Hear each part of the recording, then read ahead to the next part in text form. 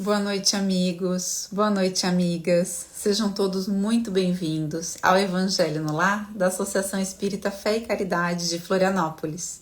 Nós nos reunimos aos domingos às 20 horas para juntos fazermos a prática do Evangelho no Lar, como uma forma de termos também aqui um convite para fazermos essa mesma prática em nossos lares, nas nossas casas, uma vez por semana, no dia, no horário que ficar melhor, né, para todos.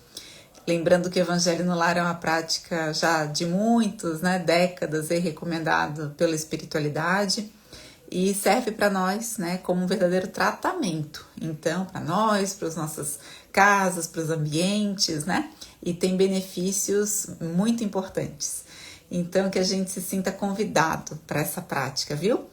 Bem, eu vou dando boa noite para quem está chegando por aqui já com a gente. A Rosângela está aqui, a Suzana, José Marcos, a Ariane, também Nelly, Emanuela, Eduardo, Vanessa, Juliana, Ju também está aqui com a gente, Gladete, Rosângela, Miriam, boa noite, Edson, seu França, tantos corações amigos que estão com a gente, todas as semanas. Estou vendo a Paty e o Anthony aqui com a gente também.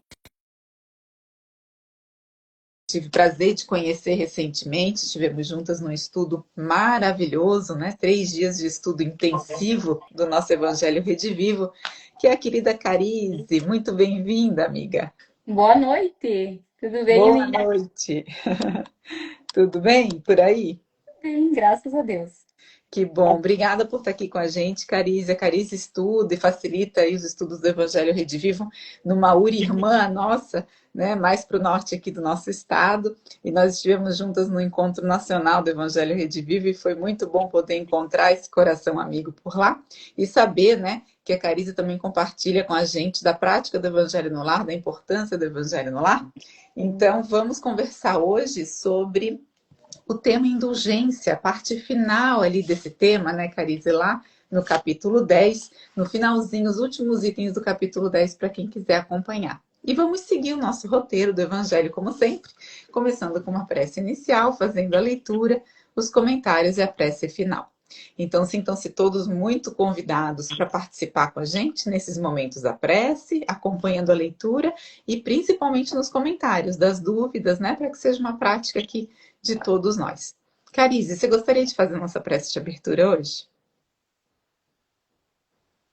Posso fazer, sim. Muito obrigada.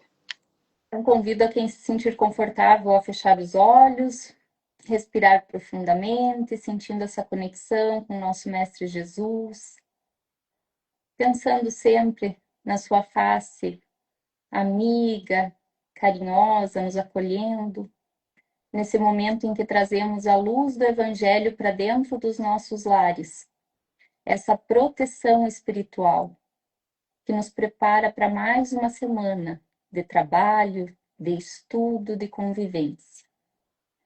Então, neste momento, te pedimos, Senhor, a tua bênção, que possamos estar com os corações abertos, as mentes preparadas para ouvir o Evangelho de Jesus, para colocá-lo em prática no nosso dia a dia, através desses ensinamentos que ele nos deixou. E pedimos também a proteção, Senhor, para todos da nossa família, nossos filhos, nossos irmãos, nossos pais, nossos amigos, que eles sejam banhados também por essa luz que o Evangelho nos traz. Fica conosco, Senhor, hoje e sempre. Que assim seja. Que assim seja. Obrigada. Vamos então à leitura, amigos. Nós estamos nos itens 19, 20 e 21 ali do Evangelho, no capítulo 10. E são 3 perguntas que Kardec coloca que são seguidas de respostas, esclarecimentos de São Luís. Então diz a primeira assim, ali no item 19.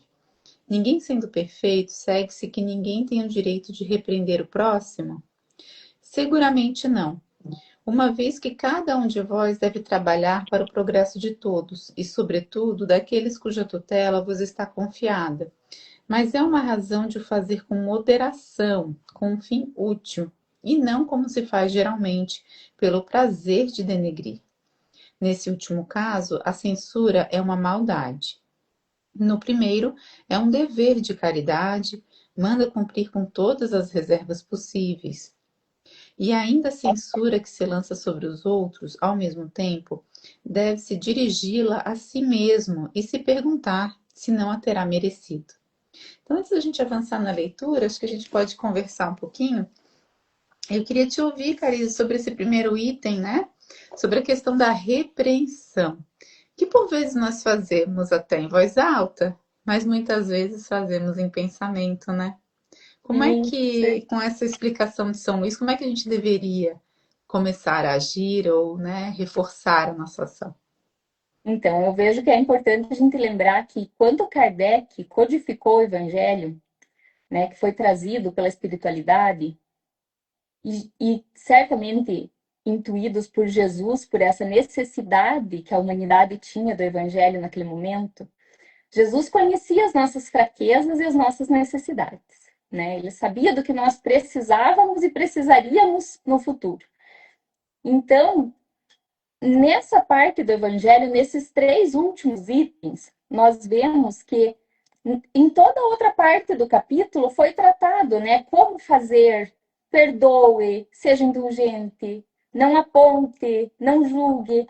Mas a impressão que eu tenho lendo esses três últimos pedacinhos aqui é que a espiritualidade pensou, nós demos todas as instruções, mas vai que dá errado, né? Se não der certo, se julgar, se apontar como fazer, porque nós temos uma instrução aqui justamente da não deu para seguir a primeira parte do capítulo, né? Então, como que a gente pode amenizar a situação para nós não nos comprometermos mais e para nós realmente sermos indulgentes nessa parte do evangelho aqui está nos explicando. Então, eu penso que realmente nenhum de nós é perfeito, né? Nós estamos numa escala evolutiva muito próxima, num degrau muito próximo, todos nós que estamos encarnados nesse momento. Apesar de nós termos alguns irmãos já com muita bondade no coração, com boas ações, né? Com essa parte do perdão tão aflorada, mas nós estamos todos em uma escala muito próxima. Então, essa parte da correção, da repreensão, quando nós olhamos para quem nós amamos, para quem são os nossos tutelados, é uma obrigação nossa, né? E eu penso não só como pai, como mãe, como tio, como dindos, né? Mas como sociedade. Porque nós, muitas vezes, às vezes é um amigo de fora falando que é ouvido na repreensão, na corrigenda, tão necessário. Né? E se nós pensarmos que realmente não se deve corrigir, a gente deixaria a esmo quem depende do nosso exemplo. E se nós viemos antes, se nós normalmente somos os mais velhos, né, como pais, como irmãos, nós temos essa missão, esse dever. Então, nós devemos pensar que muitas vezes a gente fala para os filhos, né, aproveita enquanto eu estou aqui para te corrigir, porque a vida não corrige com o mesmo amor. A gente ouve muito esse clichê, essa frase, né? E é verdade, porque a gente tenta corrigir sempre com amor. E é isso que nós devemos colocar na correção, né? O Chico falava que a gente devia falar a verdade e colocar uma gota de verdade em um balde de amor, diluir e aí sim passar a verdade adiante, né? Então, acho que a gente tem que pensar bastante nisso. E sempre pensando que quando a correção ela Uhum. almeja o progresso do outro, ela não está tentando denegrir o outro, né? Não está fazendo aquela correção que às vezes é na frente de todo mundo para que o outro se sinta mal, para que o outro seja humilhado. Mas quando a gente pensa que vai encurtar o sofrimento do outro, aí eu acho que a correção, sim, como o Evangelho nos diz aqui, como nós aprendemos na doutrina, essa é a correção certa a se fazer, né? É o modo certo de fazer. Nossa, adorei essa do balde de amor e uma gota de verdade. Eu não lembrava dessa do Chico. É realmente preciosa essa dica. E me fez lembrar um caso de uma palestrante, né, uma trabalhadora da nossa casa, que foi fazer uma palestra numa quinta-feira de doutrinária lá com a gente. E o tema da palestra era sobre pais, sobre como a gente se relaciona com os filhos. E ela contou uma história pessoal dela, que acho que tem muito a ver com esse tema aqui do item 19, que ela disse o seguinte: ela, quando criança, todos os amiguinhos tinham um determinado brinquedinho na sala, né? Todos não, alguns, vai. E ela queria ter, mas não podia, não tinha, né? E era um brinquedinho eletrônico, enfim. Né? Quem é da nossa faixa etária vai lembrar do Tamagotchi, né? E ela viu um desses um dia, de uma menina que eu acho que até tinha dois. Ela viu dando sopa e pegou para ela. E a menina sentiu falta, ficou aquele constrangimento depois na sala. E ela contou, ela foi levar para o irmão e alguém viu. Ela tinha um irmãozinho na escola, na mesma escola que ela. E no dia seguinte, a coordenadora da escola chamou ela na sala e conversou com ela. Apenas não chamou os pais, não fez caso, conversou diretamente com ela, dizendo assim: olha, teve essa situação, teve essa cena que foi vista, né? E explicou para ela com muita gentileza as consequências do ato, né? De uma criança que fez algo sem pensar. Ela disse que aquilo marcou ela demais. Ela não só deu um jeito de devolver de uma maneira que não ficou constrangedora, como ela nunca mais fez nada parecido na vida. Então, olha que interessante, né? Como às vezes assim, a forma de tratar que a coordenadora teve marcou aquela vida e marcou para outras ações, certamente, né? Então, foi a gotinha de verdade, eu acho que no balde de amor que fez a Foi corrigida diferença com ali. amor, né? E os professores têm muito esse olhar, né? A gente sabe de muitas histórias desse olhar de corrigir, de mostrar o certo, de ensinar e ter essa amorosidade, né? E o professor Isso. verdadeiro tem esse olhar, né? Exato. Então, vamos seguir aqui um pouquinho, gente. Vamos para o item 20, que, claro que está tudo costurado, né? Então, Kardec pergunta se será repreensível observar as imperfeições dos outros, quando disso não pode resultar nenhum proveito para eles quando não sejam divulgadas. Então, ó, a pergunta é um pouquinho diferente, né? A primeira era sobre repreender, essa é sobre a gente notar, né? Perceber. E aí, São Luís diz assim: tudo depende da intenção. Certamente não é proibido ver o mal quando o mal existe.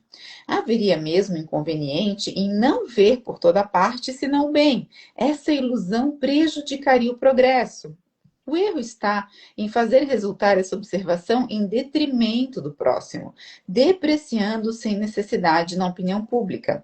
Seria ainda repreensível de não fazê-lo senão para isso se comprazer com um sentimento de malevolência e de alegria em apanhar os outros em falta. Ocorre de outro modo quando, lançado um véu sobre o mal para o público, se limita a observá-lo para dele fazer proveito pessoal, quer dizer, para estudá-lo e evitar o que se censura nos outros. Essa observação, aliás, não é útil moralista? Como ele pintaria os defeitos da humanidade se não estudasse os modelos? Bem, Carice, essa explicação ela é mais complexa, né? Mas eu queria te ouvir e assim, quais foram as suas reflexões ao ler essa resposta de São Luís? Assim, o que vem à tua mente? Como é que você pode nos ajudar também a trazer luz a esse ponto tão importante, né? Porque eu acho que não é a síndrome de Poliana, né? Ninguém É, quer ter, né, essa síndrome de Poliana, mas a gente também não quer ser pessimista e só ver o mal, né? A gente quer nós ver o não bem, quer podemos, ver mais o bem do que o mal, né? Mas, como diz São Luís, depende da intenção. claro, e nós não podemos ver só o bem, porque a gente não tem só o bem aqui, né? No nosso nível do planeta Terra, nessa etapa da transição planetária que nós estamos, nós temos muito mal acontecendo, né? Por essa necessidade, por essa oportunidade que muitos espíritos tiveram de vir, de tentar mais uma vez, né? A última vez de fazer essa tentativa, então nós vemos muitas coisas ruins acontecendo, muitas pessoas com muitas características negativas encarnadas, né? E seria uma utopia a gente ver só o bem. Não tem como, infelizmente ainda não é a nossa realidade. E talvez quando ele diz aqui esse observar, em algumas traduções está como notar, mas também pode ser o apontar, né? E quando nós pensamos em alguém observando os erros, não tem como nós não nos lembrarmos dos fariseus na época de Jesus, né? E o maior cuidado que nós temos que ter é para não sermos os novos fariseus, porque aquela ideia de estar sempre apontando o dedo, de estar sempre vendo erros, de estar sempre mostrando, olha como eu sou bom, eu não faço, mas o fulano faz. Olha como você está fazendo errado, né? E às vezes, muitas vezes, o próprio fariseu, porque ele falava, apontava, mas não vivia o evangelho. Esse eu vejo que é o maior cuidado que nós temos que ter, né? Porque nós devemos corrigir, não podemos corrigir todos, porque quando a gente vê, muitas vezes eu já ouvi algumas falas assim, se você vê no outro é porque você tem em você. Mas fazendo uma reflexão um pouquinho mais aprofundada, algumas vezes vai tão contra o que você acredita, vai tão contra o que você tenta viver, que te agride, né? E nós temos um exemplo bem simples assim disso, que é, por exemplo, quando uma família não tem o costume de falar palavrão. E quando uma criança escuta fora, a criança acha horrível, ela se assusta. E eu acho muito boa essa reação da criança, porque é sinal de que não é costume do dia a dia dela, né? Então, se nós pensarmos desse lado, tá destoando do que faz parte das tuas crenças. E isso é muito importante deixar claro na família, né? Quais são as nossas crenças? O que nós acreditamos? O que é importante? O que é inegociável dentro da nossa família?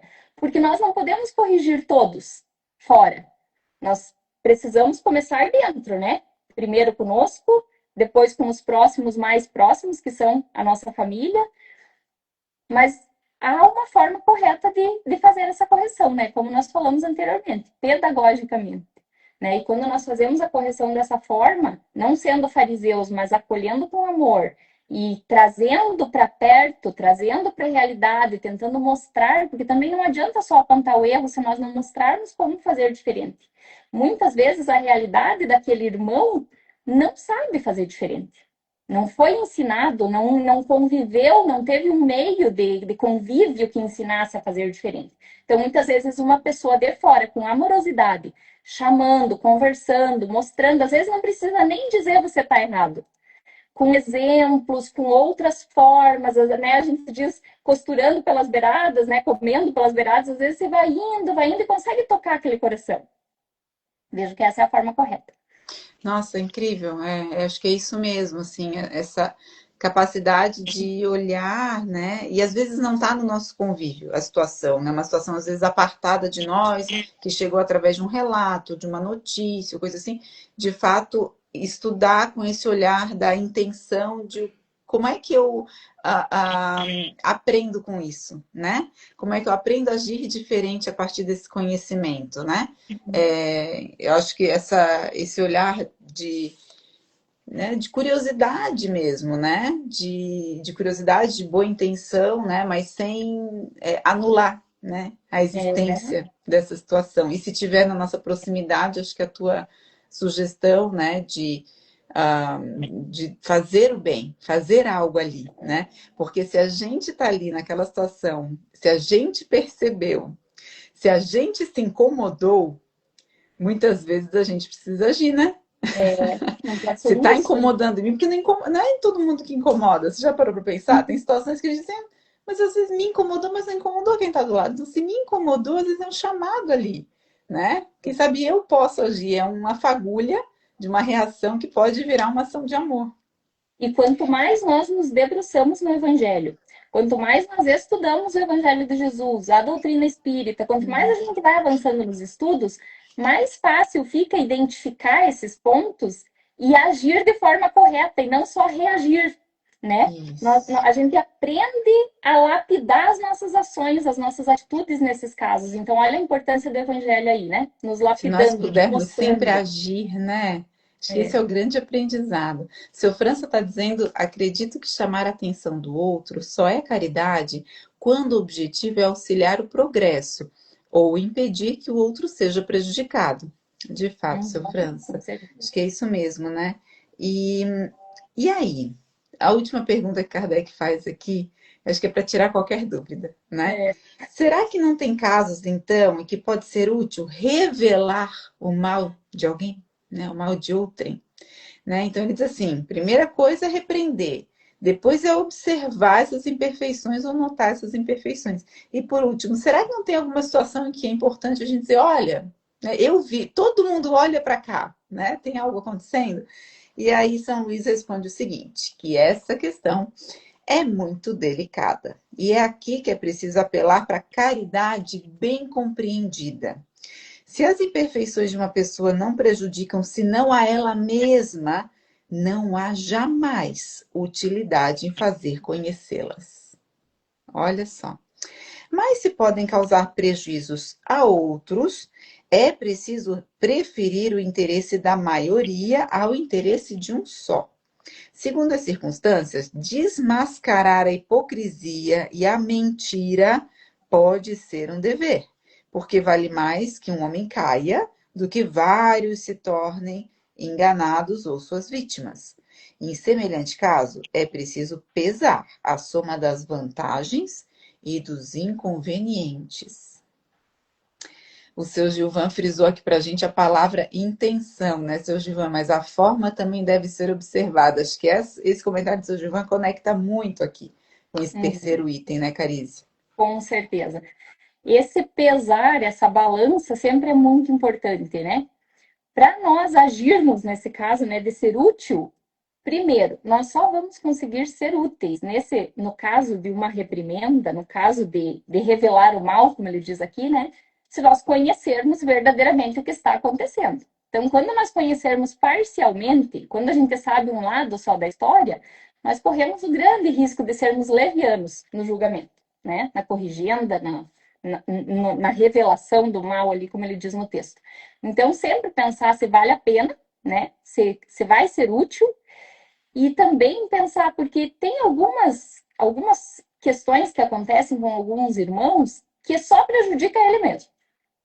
E nesse caso, se o terreno não está preparado para a semeadura, não vai adiantar falar. Então, tem alguns casos que a gente sabe que o afastamento é a melhor corrigenda, a melhor correção. Às vezes é só afastar, né? Às vezes, sentindo aquela distância, já é uma correção.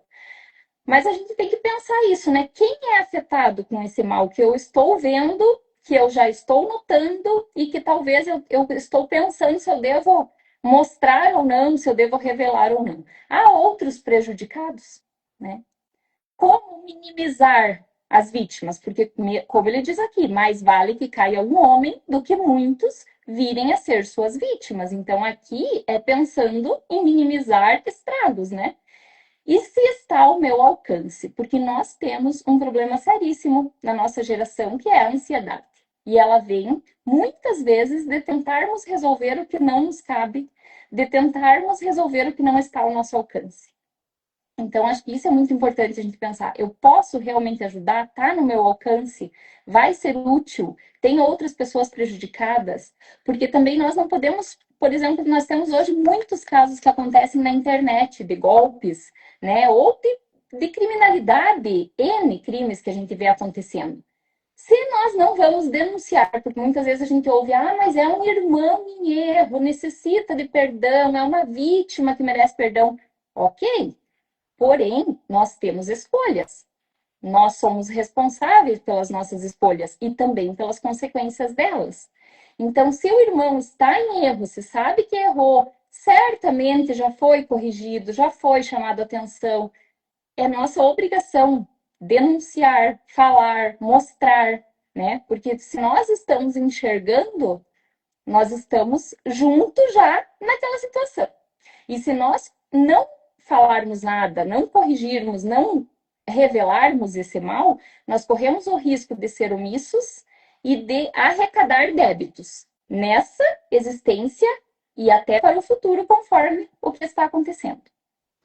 Me vem à mente aquela frase conhecida, né, de que o bem é tímido, né?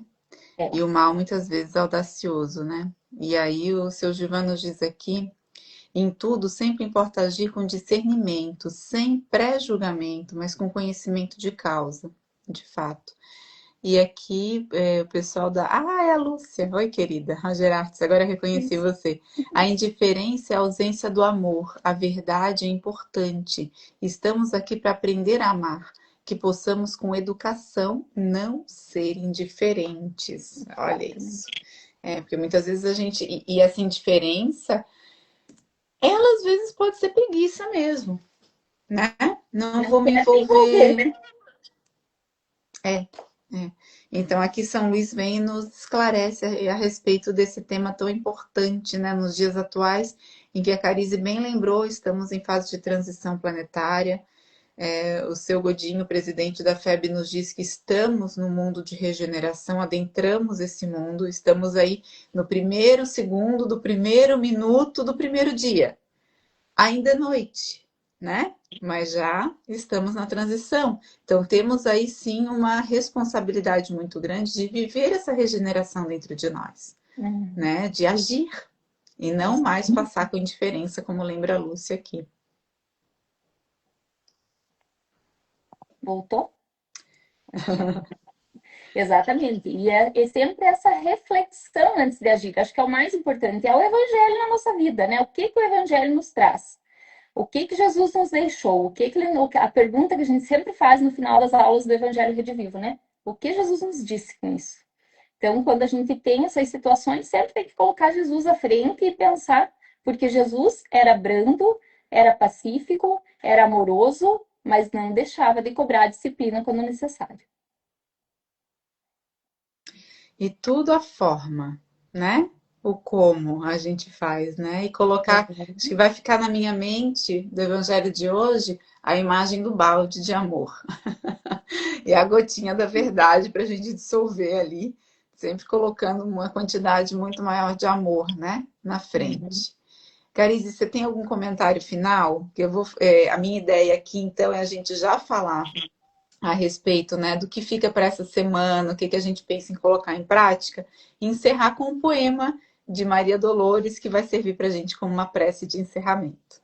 Ai, que delícia. Só agradeço a oportunidade, Emília, é sempre tão bom falarmos do Evangelho e cada vez que a gente tem um tema para estudar, para falar, a gente vai colocando para dentro de nós mesmos, né, o que eu preciso melhorar. E acho que isso é sempre o principal, né? Primeiro eu, depois os mais próximos, depois os de fora.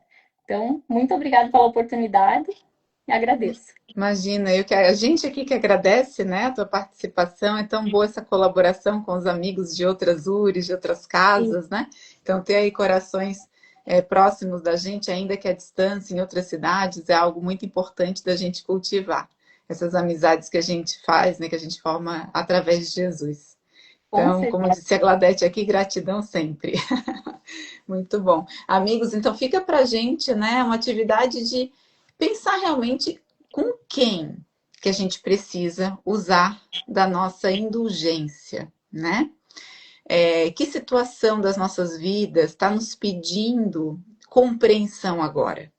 Está nos pedindo ação através desse balde de amor, né? Que a Preta diz que ela vai levar para ela também esse balde, né? Então vamos refletir isso essa semana, pedir para Jesus nos guiar nas nossas ações, nos nossos pensamentos. E eu convido a todos para a gente então fazer a nossa prece final através, né, desse belo poema de Maria Dolores, que diz assim: Indulgência em nós, está lá no livro Coração e Vida, psicografia de Francisco Cândido Xavier. Quando ofensas te visitem, não revides, alma boa. Ama, trabalha, perdoa. Não penses mal de ninguém. A pessoa humilha e fere quando não sabe o que custa fugir à lei nobre e justa com que Deus preserva o bem. Aversão, cólera, insulto, inveja, impulso violento, discórdia, ressentimento, desespero e orgulho vão. No fundo, somente expressam enfermidades da mente, que esperam de toda a gente o amparo da compaixão. Quando a injúria te ameace, age e constrói, serve e lida. A gente guarda na vida somente aquilo que fez. Todos estamos na escola. Hoje há quem erre e se gabe. Amanhã, talvez, quem sabe, chegue também nossa vez. Então, amigos, vamos agradecer esse momento sublime em que entramos aqui nesse ambiente preparado pela espiritualidade amiga da nossa casa, que está em festa no dia de hoje, em que foi celebrado o 19º Cativarte, a festa anual da nossa evangelização. Então, toda essa alegria permeia esse ambiente espiritual, essas vibrações de luz e amor que nos envolvem. Peçamos especialmente, então, por aquelas pessoas na nossa vida pelas quais a gente precisa ainda desenvolver um pouquinho de compreensão. Que a gente possa, nessa semana, levar o Evangelho vivo nos nossos corações, através dos nossos sentimentos, das nossas palavras, principalmente das nossas ações. Estejamos todos abraçados pelo amigo Jesus nesse momento, repletos de gratidão e de boas vibrações para o início de mais uma semana. E até o próximo domingo. Que assim seja. Que assim seja. Boa noite a todos. Boa noite, Carice. Abraço a Obrigada todos. de novo Obrigada, pela tua Ingrid. presença aqui, que seja a primeira de muitas e muitas. Muito obrigada, será. Boa noite, amigos. Até domingo que vem. Boa noite.